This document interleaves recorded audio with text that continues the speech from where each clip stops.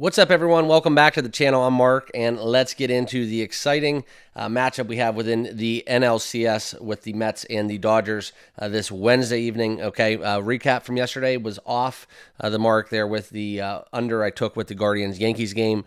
Seems to be that, all the chalks are right and the Yankees are going to roll. And so you just tip your cap and you move on and you live to bet another day. Let's get into this game where we're going to keep this one short and sweet because the handicap is very simple. And I'll share with you guys a little bit where I'm at within the prop market as well as we get a little deeper into this one. But before we do, if you're new to the channel, make sure you guys all like, comment, and subscribe down below. And always leave your picks down below in the comments. Okay, but let's get it. Let's talk about it. And as always, guys, please hop on over to the Discord. If you haven't followed me on X, also the handle is in the bottom left of your screen. Make sure you give me a follow over there on that platform. And consider becoming a channel member here at TBM if you want to give back to the program, okay? Otherwise, let's get into it. Let's talk about it. And we do see the Mets a home, basically favorite, but very slightly, okay? And that's kind of where I'm looking into it. They are...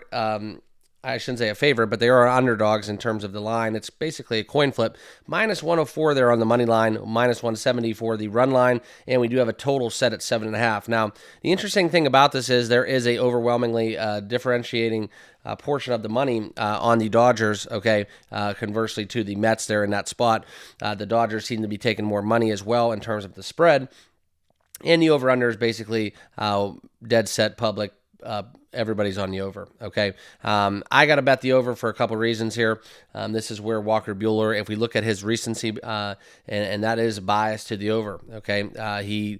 He absolutely has a horrible ERA through, quite frankly, the early on portion of the game. He gives up a lot of runs early on. I actually would lend towards taking a yes runs first inning in this matchup too. That's a very strong lean I have as well. It is going to be a little chilly in New York, so we'll see what happens within the Yankees, see which way the wind's blowing. I will pull up that a little bit later in the day, check out that wind if you guys want to make any prop bets. We saw some long balls last night. The wind was blowing out the right last night, conversely to the game one where it was blowing in a little bit, but we are going to have a different stadium direction within Citi Field than in the Yankee Stadium, so that's something to keep in mind as well.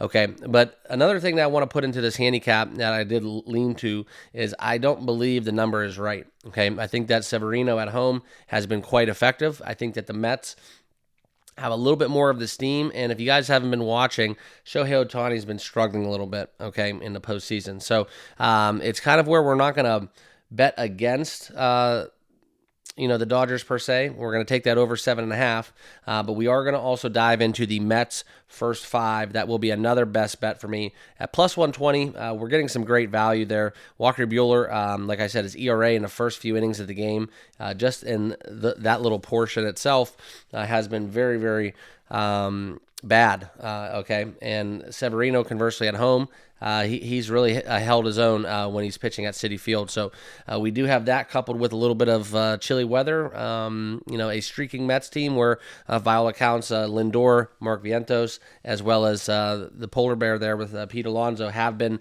pulling their weight. Okay. And I don't think the same can be said by some of the big hitters there for the Dodgers. Albeit, this is one where we are going to bet the over. I do think that's where we do get over the total. It's something where if this number does drop to 7, I'm probably going to hammer it a little bit more. But 7.5, I'm okay with that. So it's going to be kind of where I'm at within this game. I'm actually going to probably parlay these two offerings as well. I think they kind of correlate. And if the Mets have a lead through 5 innings, that's probably because they have scored at least 3 to 4 runs, which would lend towards the fact that if we get more scoring in 6, 7, 8, and not 9 because they're at home, but 6, 7, 8, and then the top frame of the 9th inning, that would push us over the total of 7.5 as well. Okay, so that's where I'm at. I'm not going to touch the pitching market. If you want to do something kind of, I guess, against the grain, there is some value there within Walker Buehler getting over 14.5 outs. I know we're talking about fading Walker Buehler, but it's something where you look at the short leash that'll probably be had for this game. 14.5 outs.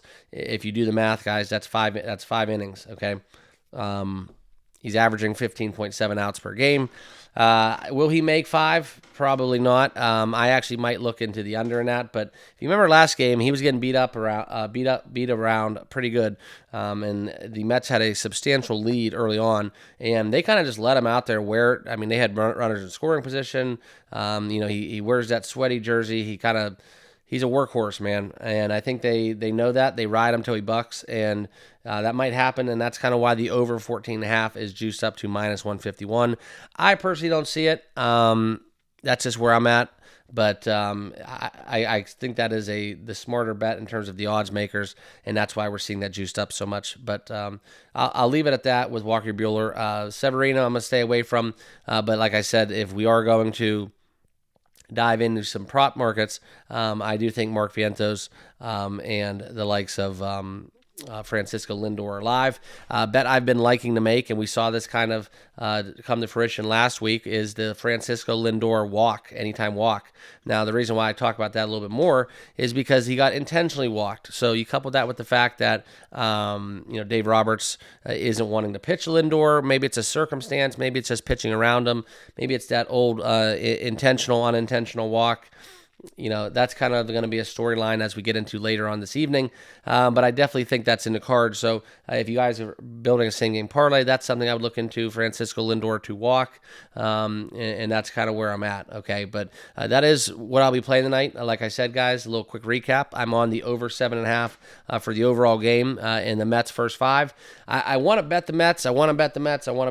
But it's something where I just don't want to go all in on that. And that's why I'm taking the over 7.5, because I do think that there's no way that the Mets don't score 3 or 4 runs. And if they end up losing the game, then we end up cashing that ticket. So that's where I'm at. Kind of crazy what we're here, guys. We're here watching this Final Four in the major leagues, and I did some kind of looking into the bullpens and who's available today, and I just kind of unfortunately tip my cap to both of these teams and a lot of teams that are still left.